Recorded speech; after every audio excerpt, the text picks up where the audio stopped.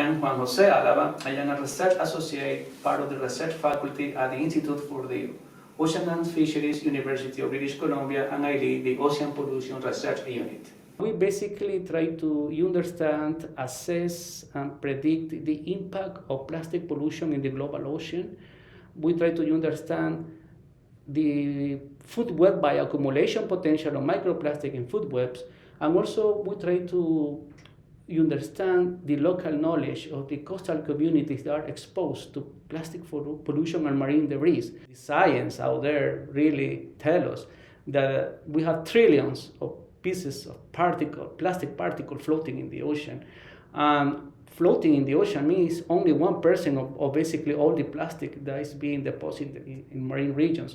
Most of the plastic basically is found in the water column and also in the bottom ocean. Or large plastic basically break into small pieces called microplastic.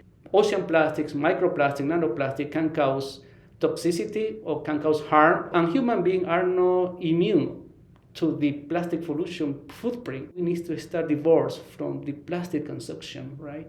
And that depends pretty much on our preferences and our consumption, our behavioral changes. The new UNEP, International Binding Agreement, global agreement effort, was launched in early March this year.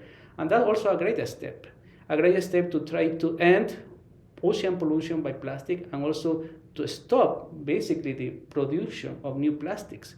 But more needs to be done, and I think in 3 or 4 years from now, I think this international agreement needs to be a concerted effort in which all nations, mainly developing nations, which produce most of the plastic, really need to consider actions to help developing nations that are basically facing also the plastic pollution that is not really produced or generated there, but is coming from other parts of the world. Maybe we need to adapt to the local realities, to look for the perception of the people, and to understand that maybe the solution is in the community.